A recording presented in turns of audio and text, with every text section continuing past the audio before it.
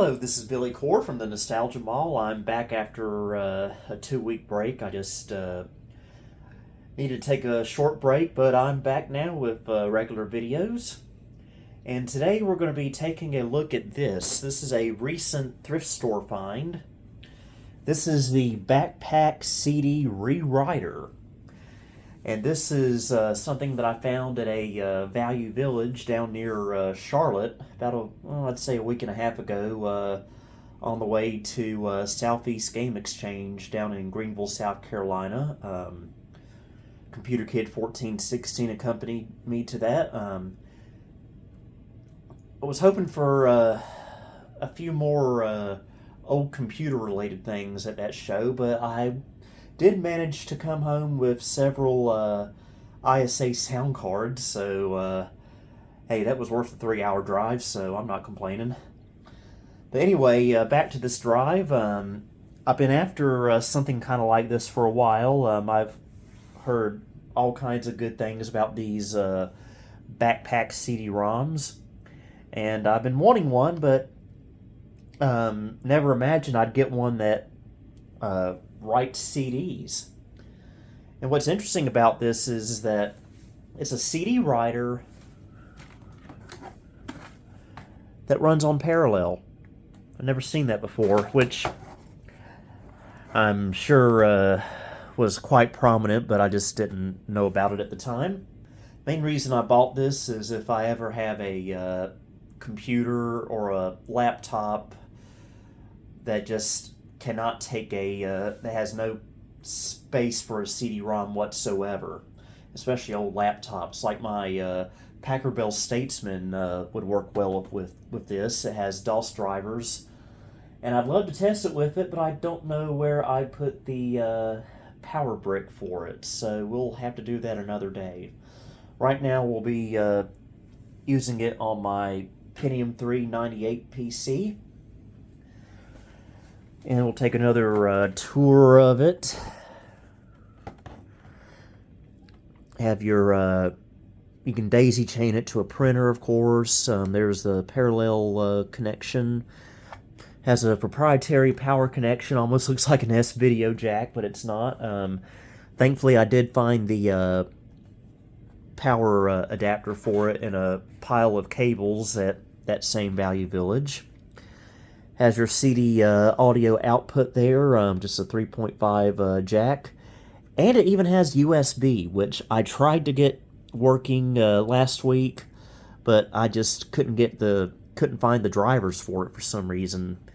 So Windows 98 would not detect it. Maybe ME 2000 XP would, but it was a no-go with 98, but I have confirmed this does work with the parallel port just fine, so that's what we'll be using. And I'll go ahead and hook it back up. Plug our parallel cable in.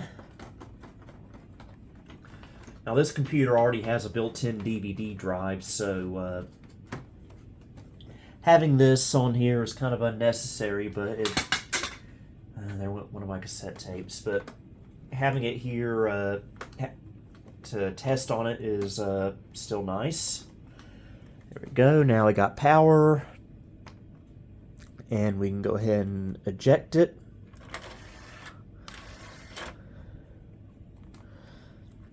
Of course, this would be still would be a common upgrade for a computer that already had a CD drive, because this is a CD-RW drive, and I recall back in the year 2000, I desperately wanted a CD writer for my computer, which was at the time, unfortunately, my never obsolete e-machine. I wanted one so bad, especially one of the USB external HP ones. I was too scared at the time, because I was like 10 or 11, to open a computer and install one, so I wanted an external one. And finally, for Christmas that year, I got an Acer CD writer, a USB one. And I was so thrilled. Only issue is, of course, with being USB 1.1 speeds, I had a lot of buffer errors recording CDs. and made a lot of drink coasters with it, I guess you could say.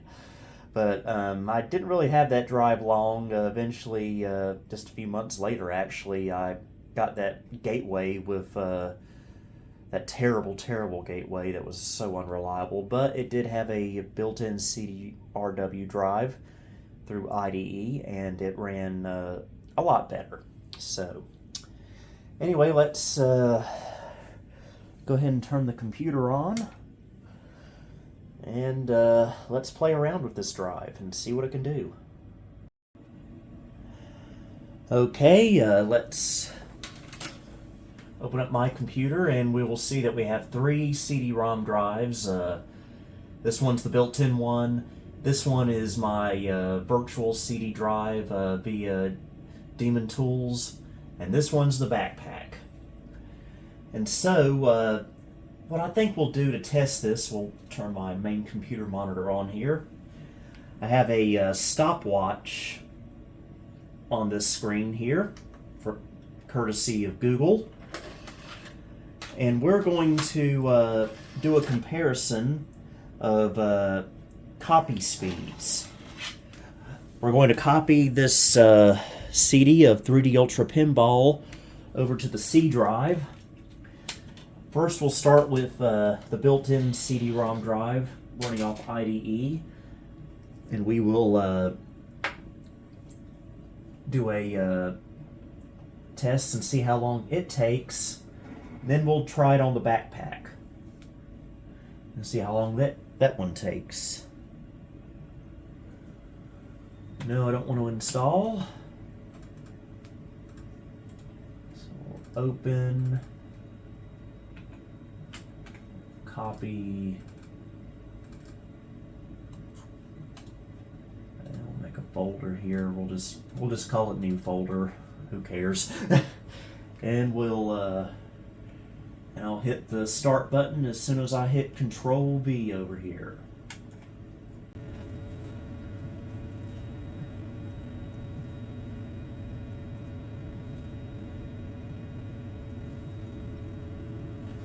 Okay, it says 43 seconds, but I stopped it a little too late, so it's actually about 42 seconds to copy the contents of that game from the internal CD drive to the C drive. And so what we'll do now is I'll go ahead and make another new folder. New folder 2.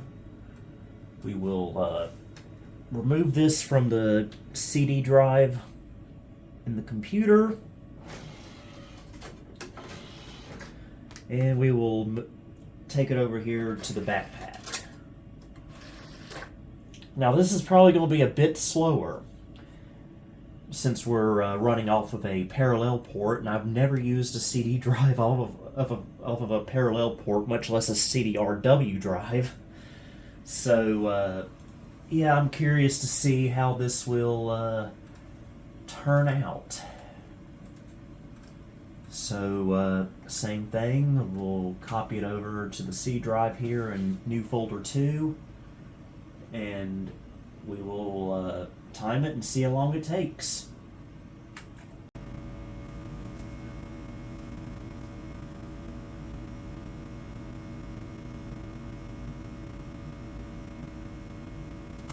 Okay, so that took about 1 minute and 4 seconds, so I'd say it took about 20 seconds longer.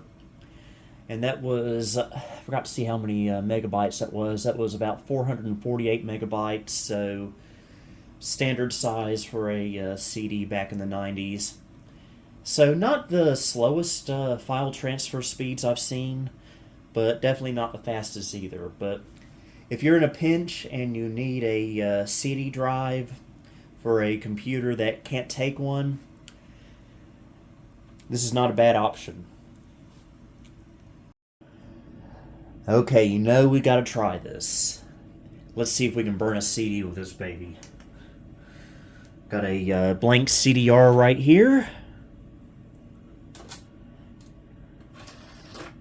Go ahead and pop that in there. Let it spin up.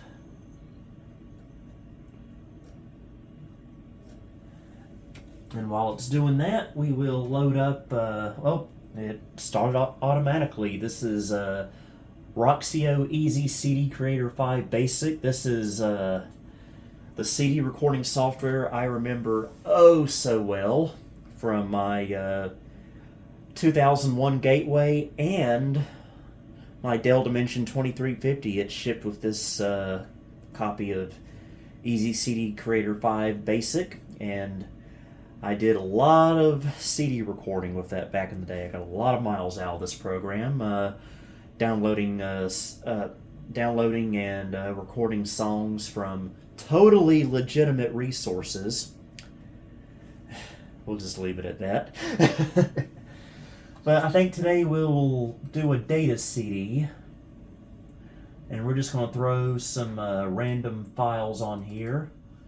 I think we might be able to squeeze my entire My Documents folder on here. We'll see how big. Nope, we will skip the My Music folder. That should. I've got to take out a few more.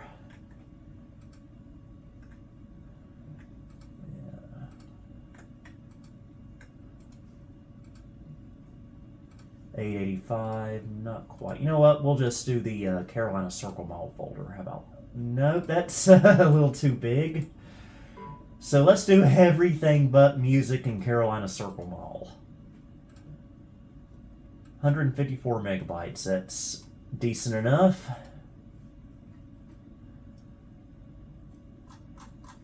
All right, we'll just go ahead and give it a try with the fullest speed it can, which is 12x.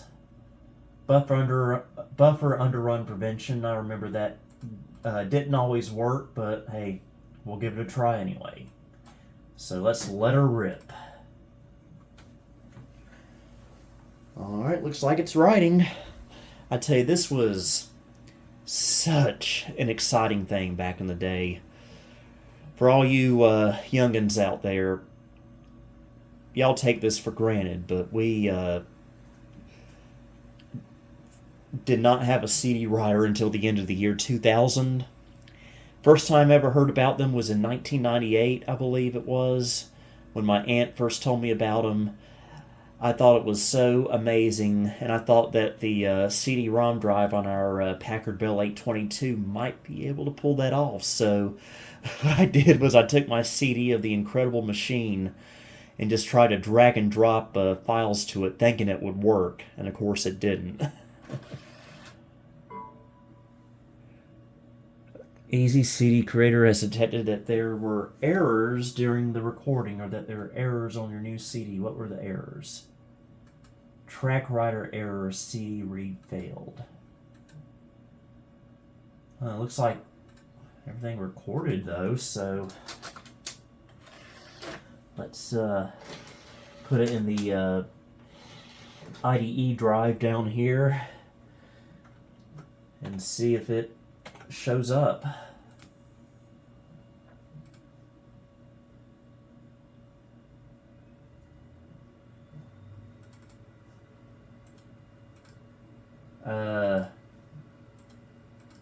That is not an audio CD, Roxio. I don't know where he got that idea. That is not an audio CD. Yeah, that, this is, what happened, about half the time with these, external CD drives. Most of the time you get drink coasters. So, there you go. You know what, let's just try it again. Maybe on a slower speed. Those 12x may have been a little bit ambitious for us. We'll take it down to 2x.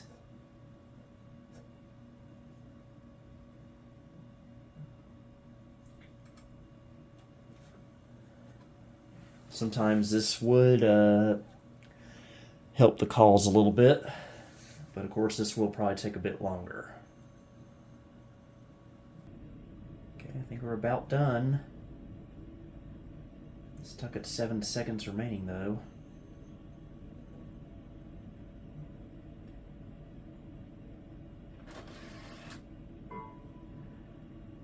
So we got the same error.